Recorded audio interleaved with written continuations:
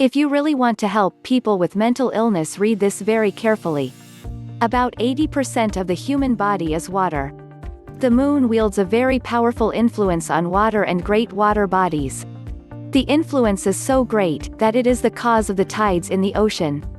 It wields equally great influence on animals and the whole vegetative life. Farmers who are aware of this, make all the preparations for the sowing of a crop in such a manner that they complete the seeding on the full moon day. During the initial period of germination and sprouting, no other crop can compare even halfway to the one that was sown on full moon day. Our sages knew this from very ancient times. In order to inculcate this discipline in the common people, they made certain prohibitions. For example, people keep fast on Mondays. They keep fast on the 11th day of the fortnight. During this fast, the most important direction is: salt must be avoided completely.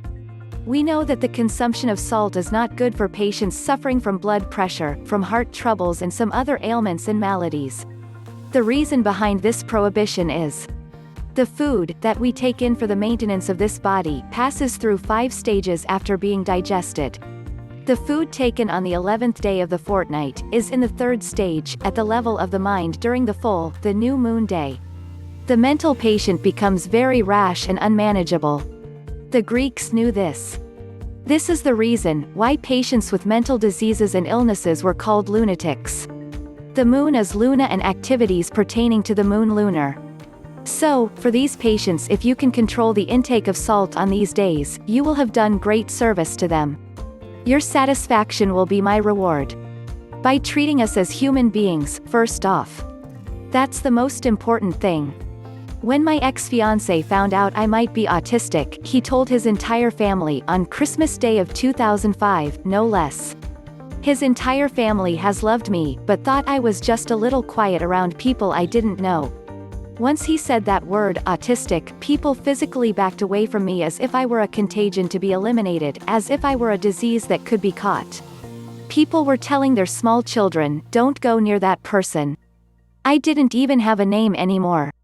I had never felt so invisible or so hurt as I did that day, and I didn't even get an autism diagnosis until June of the next year.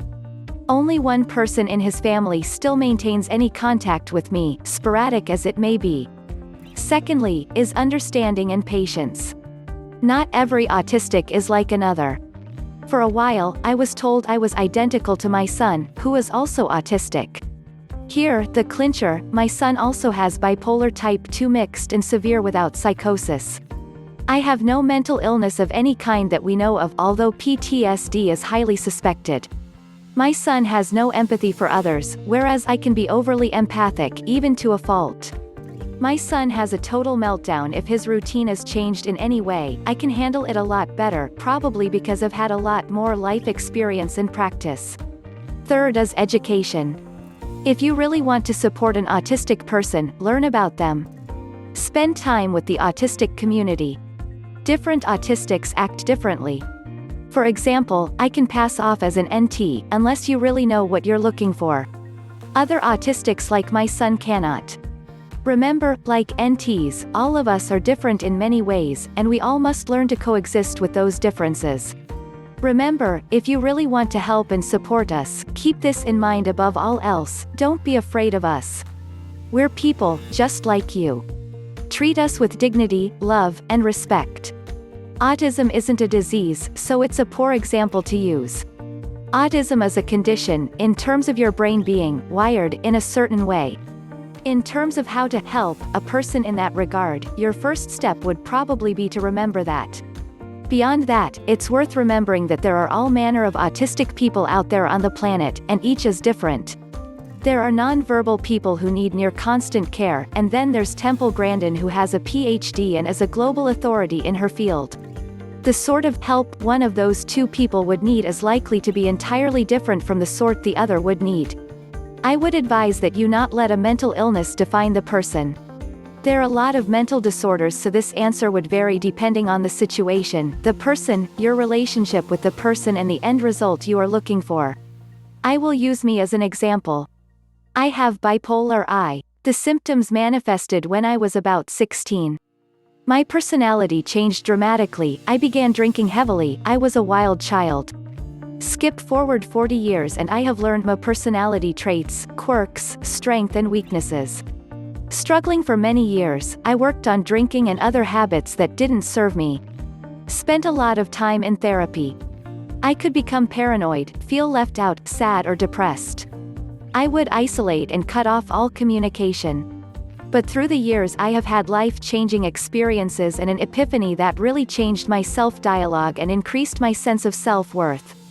I am a person who is creative, passionate, smart and extremely empathetic, to name a few of my attributes. Bipolar is simply a piece of who I am.